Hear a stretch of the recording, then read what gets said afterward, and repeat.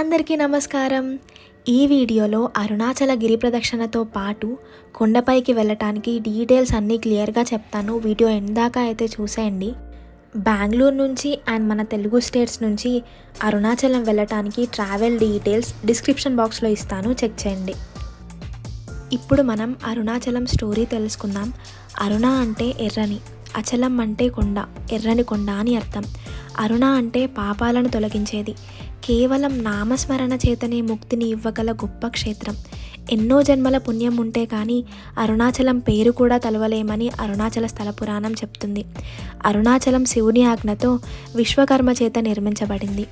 అక్కడ జరుగుతున్న పూజా విధానమంతా గౌతమ మహర్షి సాక్షాత్తు శివాజ్ఞ చేత ఏర్పాటు చేశారని అరుణాచల మహత్యంలో చెప్తారు. అసలు అరుణాచలం ఎలా ఏర్పడిందని స్థల పురాణం చూసుకుంటే, ఒకానొక సమయంలో బ్రహ్మ విష్ణువుకి మధ్య ఎవరు గొప్ప అనే వివాదం ఏర్పడుతుంది. ఈ విషయాన్ని గ్రహించిన మహాశివుడు ధనుర్మాసం ఆర్ద్ర నక్షత్రం రోజున వారిద్దరి మధ్య జ్యోతిస్తంభంగా ఉద్భవిస్తాడు. పాతాళం నుంచి ఆకాశం దాకా వ్యాపించి బ్రహ్మాండం అంతా నిండిపోయినట్టు కనిపిస్తున్న ఆ జ్యోతిస్తంభాన్ని చూసిన బ్రహ్మ విష్ణువులు దాని యొక్క ఆద్యంతములు కనుక్కోవాలని సంకల్పిస్తారు. అది కనుక్కున్న వాళ్ళే గొప్ప వాళ్ళని తీర్మానించుకుంటారు. వెంటనే మహావిష్ణువు వరాహ రూపం ధరించి, బ్రహ్మదేవుడు హంసరూపం ధరించి ఆ జ్యోతి యొక్క మూలాన్ని తెలుసుకోవడానికి వెళ్తారు. అయితే వాళ్ళిద్దరూ ఈ విధంగా వాదించుకోవడానికి కారణం శివమాయే. శివమాయ మహావిష్ణువునందు ఎక్కువ కాలం ఉండదు. ఎందుకంటే మహావిష్ణువు సత్వగుణ సంపన్నుడు. మాయ వీడిన వెంటనే శివతత్వాన్ని గ్రహించి వెనక్కి వచ్చేస్తాడు. రజ్వగుణంతో నిండి బ్రహ్మదేవుడు మాత్రం ఆద్యంతములు తెలుసుకోవటానికి చాలా యుగాలు ప్రయాణిస్తూనే ఉంటాడు. అయినా ఆయన ఆ జ్యోతి ఊర్ధ్వ భాగం అంటే పై భాగం తెలుసుకోలేకపోతాడు. అలా ప్రయాణిస్తున్న బ్రహ్మదేవుడికి పైనుంచి కిందకు జారుతున్న మొగలి పువ్వు కనిపిస్తుంది. ఆయన దాన్ని ఎక్కడి నుంచి వస్తున్నావని ప్రశ్నిస్తాడు. అయితే ఆ మొగలి పువ్వు జ్యోతిస్తంభం పైనుంచి జారానని, అది జరిగి కొన్ని మహాయుగాలు జరిగాయని చెప్తుంది. అది విన్న బ్రహ్మదేవుడు తను జ్యోతిస్తంభం యొక్క ఊర్ధ్వ భాగాన్ని చూసినట్టు విష్ణువు దగ్గర సాక్ష్యం చెప్పమని అడుగుతాడు. దానికి మొగలి పువ్వు కూడా ఒప్పుకుంటుంది. అక్కడే ఉన్న గోవును కూడా అదే అడుగుతాడు. దానికి గోవు కూడా సరేనంటుంది. తిరిగి వచ్చిన బ్రహ్మదేవుని చూసిన విష్ణువు తాను జ్యోతిస్తంభం యొక్క మూలాన్ని కనుక్కోలేకపోయానని చెప్తాడు. బ్రహ్మదేవుడు మాత్రం తాను జ్యోతిస్తంభం యొక్క ఊర్ధ్వ భాగాన్ని చూశానని, వాటికి గోవు ఇంకా మొగలి పువ్వు సాక్ష్యమని చెప్తాడు. అయితే మొగలి పువ్వు చూశానని అబద్ధం చెప్తుంది. గోవు మాత్రం ముఖంతో చూశానని అబద్ధం, పృష్ఠభాగంతో చూడలేదని నిజం చెప్తుంది. అప్పుడు జ్యోతిస్తంభం నుంచి పరమశివుడు ప్రత్యక్షమవుతాడు. ఈ ఉద్భవమైన సమయాన్ని మాఘకృష్ణ చతుర్దశి అర్ధరాత్రి. అందుకే ఆ రోజు మహాశివరాత్రిగా జరుపుకుంటాం. దీన్ని లింగోద్భవ కాలం అని కూడా అంటారు. బ్రహ్మదేవుడు అబద్ధం చెప్పిన కారణంగా ఆయనకి భూమి మీద పూజలు జరగవని శపిస్తాడు. మొగలి పువ్వుని పూజకి పనికిరాదని శపిస్తాడు. అందుకే మొగలి పువ్వుని శివ పూజకి వాడరు. ముఖంతో అబద్ధం చెప్పి పృష్ఠంతో నిజం చెప్పిన కారణంగా గోవుకి అభిముఖ పూజ ఉండదని శపిస్తాడు. తరువాత పరమశివుడు మహావిష్ణువు సత్వగుణానికి సంతోషించి వరము కోరుకోమని అడుగుతాడు. అప్పుడు నారాయణుడు తాము దర్శించిన జ్యోతి రూపమైన అచలమై నిలిచి, అది దర్శించిన మరియు ప్రదక్షిణ చేసిన వారి అజ్ఞానాన్ని దహించి ముక్తిని ప్రసాదించమని కోరాడు. అప్పుడు పరమశివుడు అగ్ని రూపాన భూమి మీద కొండగా వెలుస్తాడు. అలా వెలసిన పర్వతమే అరుణాచలం. తరువాత తన మహాభక్తుడైన గౌతమ మహర్షి కోరిక మేరకు పూజా అభిషేకానికి వీలుగా అగ్నిలింగమైన తేజోలింగంగా అక్కడ వెలుస్తాడు. ఇప్పుడు మనం చూస్తున్నదే అరుణగిరి. స్వామివారిని దర్శించేటప్పుడు అబ్జర్వ్ చేస్తే గర్భగుడికి దగ్గరగా వెళ్ళినప్పుడు వేడిగా ఉంటుంది.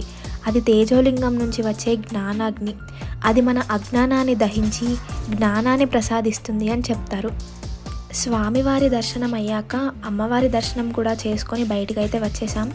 దర్శనానికి ఆల్మోస్ట్ 3 hours పట్టింది. ఎందుకంటే కార్తీక మాసం, అందులో వీకెండ్ కాబట్టి జనాలు చాలా ఉన్నారు.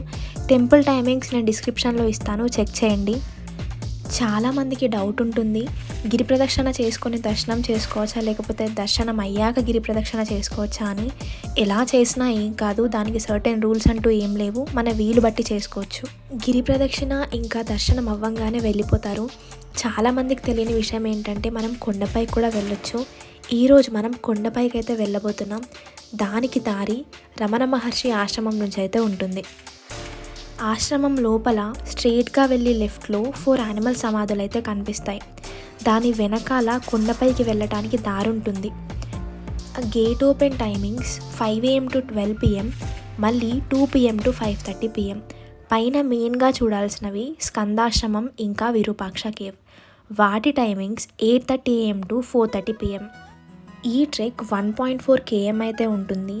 ఆల్మోస్ట్ 40 minutes to 50 minutes అయితే పడుతుంది.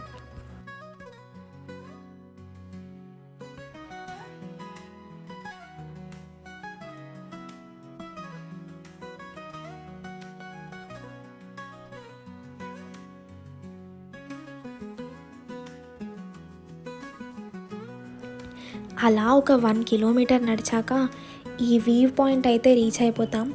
ఇక్కడ నుంచి temple view and city view చాలా బాగుంటాయి.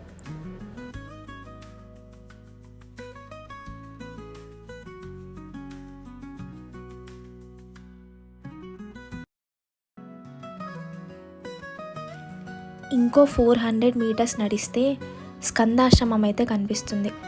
ఇక్కడ రమణ మహర్షి చాలా ఏళ్ల పాటు నివసించారని చెప్తారు. రమణ మహర్షి సాక్షాత్తు దక్షిణామూర్తి అవతారం అని కూడా నమ్ముతారు.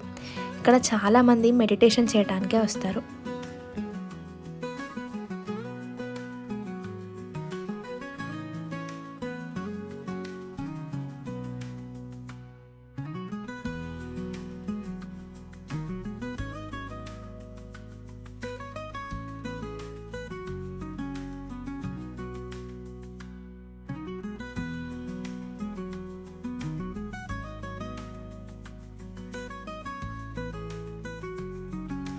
స్కందాశ్రమం నుంచి కిందికి వస్తే విరూపాక్ష కేవ్ కనిపిస్తుంది. మేము వెళ్ళే టైంకి క్లోజ్ చేశారు. కొండపైన పీస్ఫుల్గా స్పెండ్ చేయాలి అనుకుంటే మార్నింగే ప్లాన్ చేసుకోండి. ఈ ట్రెక్ చేసేటప్పుడు చెప్పులు లేకుండానే చేస్తారు, ఎందుకంటే ఈ గిరినే మనం మహాశివునిగా భావిస్తాం కాబట్టి.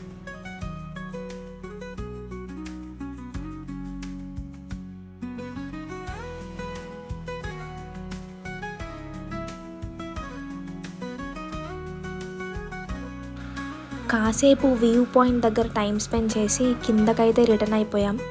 అసలు సౌండ్ పొల్యూషన్కి దూరంగా ఎలాంటి హడావిడి లేకుండా చుట్టూ బర్డ్ సౌండ్తో చాలా పీస్ఫుల్గా ఉంది ప్లేస్.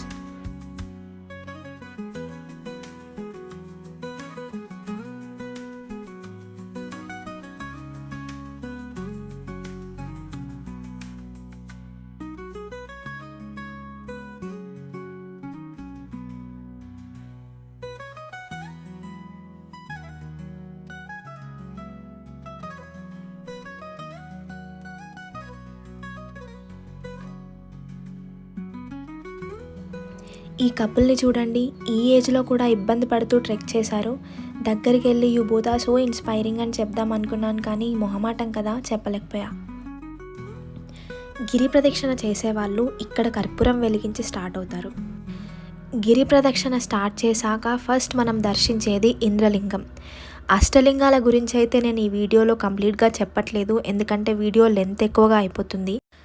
గుడి చుట్టూ అష్టలింగాలు ఉంటాయి. ఈ 8 లింగాలని అంటే ఇంద్ర, అగ్ని, యమ, నైరుతి, వరుణ, వాయు, కుబేర, ఈశాన్య లింగాలు 8 దిక్కులకు ప్రతీకగా ప్రతిష్ఠించారు.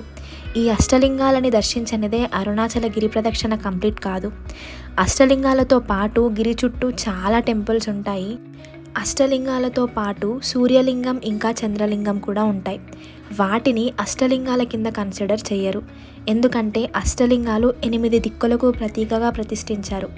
సూర్యలింగం ఇంకా చంద్రలింగం దిక్కులకు ప్రతీక కాదు, కాబట్టి వాటిని అష్టలింగాల కింద కన్సిడర్ చేయరు. కానీ ఆ 2 లింగాలు కూడా చాలా విశేషమైనవి. సూర్యలింగాన్ని పూజించటం వల్ల ఆరోగ్య సమస్యలు తొలగిపోతాయి. చంద్రలింగాన్ని పూజించటం వల్ల ఎమోషనల్ ఇంబ్యాలెన్స్ తగ్గిపోయి పీస్ ఆఫ్ మైండ్ దొరుకుతుంది. మీరు గిరి ట్రెక్కింగ్ ఇంకా ప్రదక్షిణ 2 ఒక రోజే ప్లాన్ చేసుకోకండి, ఎందుకంటే 2 ఒకే రోజు చేయడం చాలా కష్టం.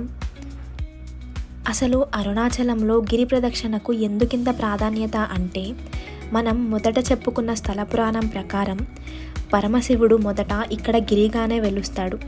అందుకనే గుడి కన్నా ప్రాధాన్యత గిరికే ఎక్కువగా ఉంటుంది.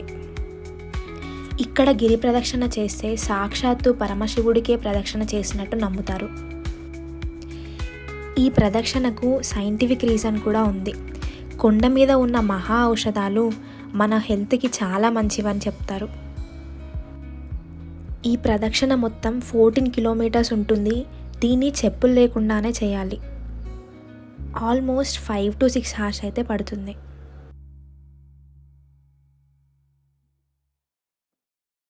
ఇదే మోక్ష మార్గం. ఒక్కసారి దీని లోపల నుంచి బయటకు వచ్చిన వాళ్ళ కర్మలు తొలగిపోయి మోక్షం లభిస్తుందని నమ్ముతారు.